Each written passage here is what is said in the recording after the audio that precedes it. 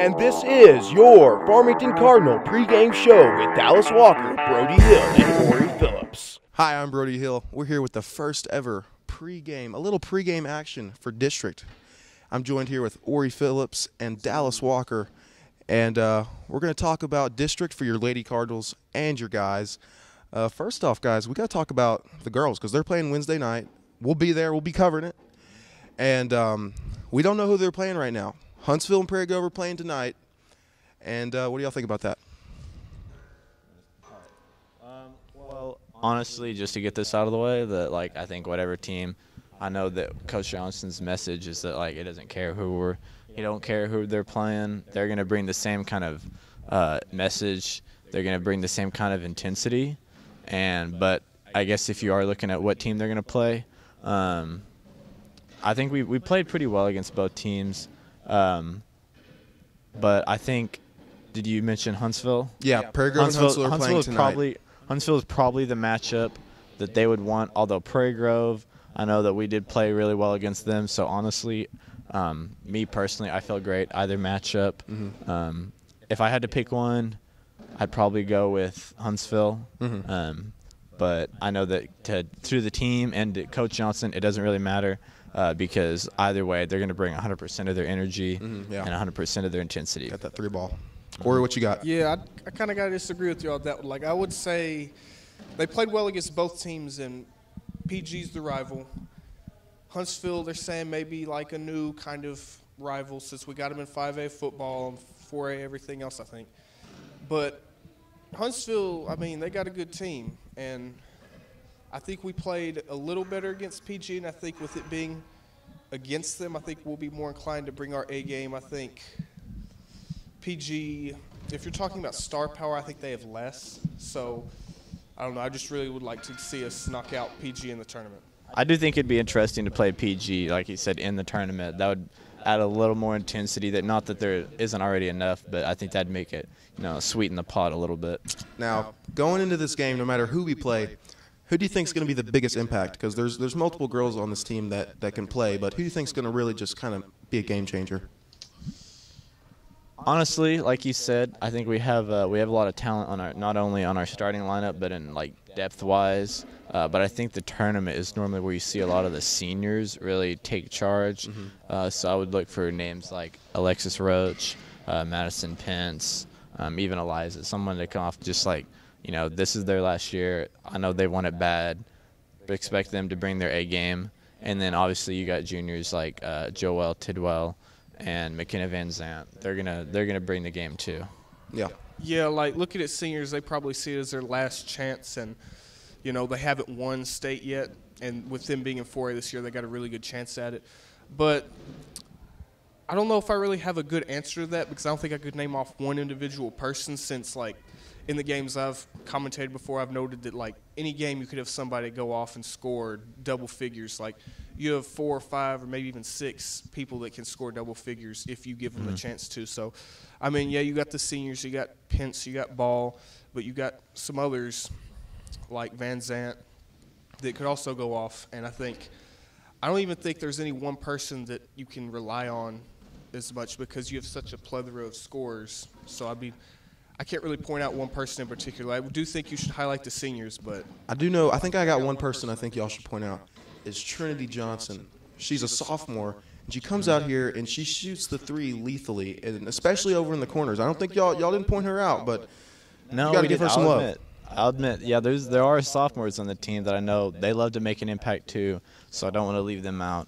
And I know last year they kind of lost a heartbreaker at the end when they were eliminated. I know that they're going to come out with a vendetta, and their goal is to win it all. They're not going to, stop halfway or after the districts and be like, all right, that's good. They want it all. Well, let's go ahead and move on to the guys. So the guys are playing the same people they played on senior night. They played Harrison. They didn't win. I think the final score was 41-30.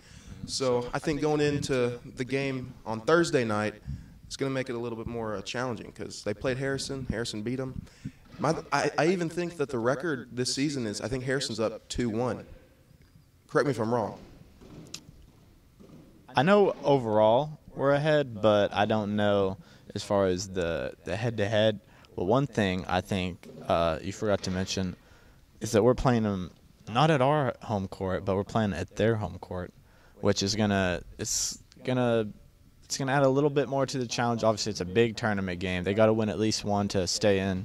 They're playing Harrison, who they lost to. Now, I will say to any of those that are worried out there, I think it happens all the time. College, pros, they came into the game with the number 1 seed locked up.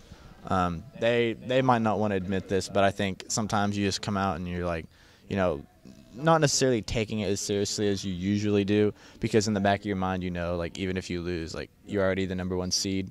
But I think this time, I think if you show up, if you watch the game, if you watch the broadcast, you're going to see a completely different game than you saw on Friday. Yeah, I think they'll go into this knowing that this is effectively a road game. I mean, just about any game they play from here on out is going to be a road game, and that's for both boys and girls. But I think the fact that they lost on senior night, this is their last game here, that's got to sting a little bit. And same for the girls' side if they end up having to play Harrison again. But I think Harrison, they got a really good team, especially on the boys' side. But I think we can handle them. I think we will have to play a better game, a lot of better game than we did. But I think we got the people that can do it. They'll come in fired up. I don't think the home field advantage or home court advantage might be better put. It will matter too much. But they got to go in knowing it's a road game and it's not going to be easy. So just got to get her done. And one thing I think the Cardinals are going to have to do, specifically the guys, are going to have to do better in this tournament than they have done the last 3 games, is they kind of lacked on the 3-ball, the long ball lately. Yeah, I mean, if you were talking about the girls, I could kind of agree with that. The girls, their 3-point shot is a little more known. I say the guys, they have potential to shoot the threes, but I wouldn't say they necessarily live off of that as much. So it's kind of like style may be a little bit yeah, different it's a from little the more of girls. your side weapon. You don't rely on it, but it's there to help you out. I think that guys like Pridmore and Valenzuela, Montez, and even Vollmer. You got several guys on there that can shoot the 3, but like I said, not their main play style. But if they can get going from that perimeter, that opens up the space in lanes to the basket. And if that happens, then like I said, it's going to be a completely different game. And watch out to whoever we're playing against. Yeah, I think that I'll be a little brief here, but I think that you got so many scores, like you got Valenzuela on the boys' side and you got a few others on the girls' side. But, if we can hit the 3-point shot against Harrison, we'll be hard to stop. Like the other night, I think we were playing, correct me if I'm wrong, but I think it may have been Huntsville that Valenzuela had about 18 points. I think it was. I think it might have been Gentry. No, because I think it was a home game, I remember. But I think you're right. I remember it was Huntsville. Huntsville. It was Yeah, I Huntsville. remember He had, that. I think, 18 points. And Yeah, Danny the Microwave Valenzuela. a lot of them were off of threes, and we beat them. And it wasn't a close game. So I think if we can get the 3-point shot going on both boys and girls, Harrison's not going to beat us. I'll just leave it at that. What do you guys think Will Pridmore is going to have to do to get the Cardinals to where they need to be? Because obviously Will Pridmore has to have success for the Cardinals to do good. Yeah, I can kind of see that. I would say that for most of the games this season, it appears that Will Pridmore, the offensive, kind of ran through him, and so I feel like there's been a few games where he's had some rough nights and they've still played well.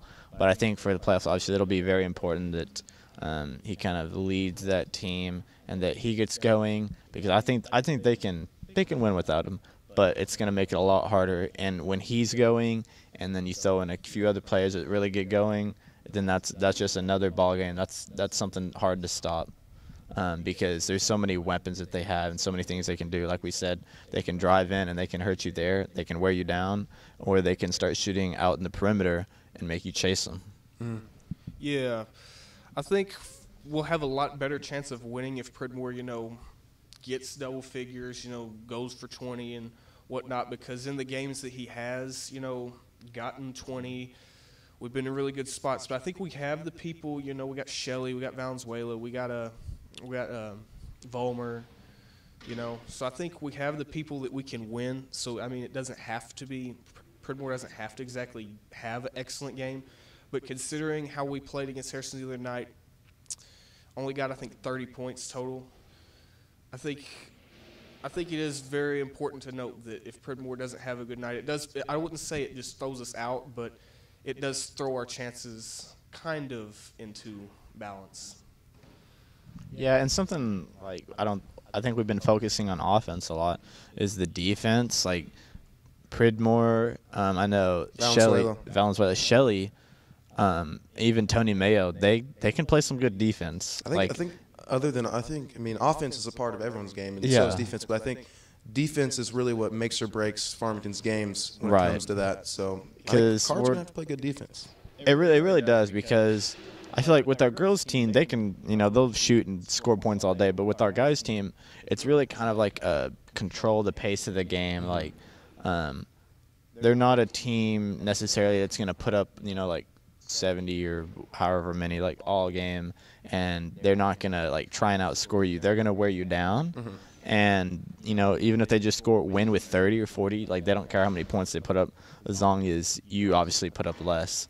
And I think if we can limit that, I think really we've been doing good, with the exception of maybe the Harrison game last Friday was really, we kind of eased off, but our defense usually plays very well. Mm-hmm. And like in the paint, like when you got two big bodies like Shelley and Mayo, mm-hmm. it's really hard to do anything in there because you got hands in your face when you're trying to pass it, and when you're trying to shoot, mm-hmm. You got hands flying at you trying to hit the ball. Well, I think we're going to go ahead and wrap it up here. I hope everyone enjoys the games tonight. And I'm Brody Hill. I'm joined here with Orry Phillips, Dallas Walker, a.k.a. Quickie Nog. And y'all have a nice night.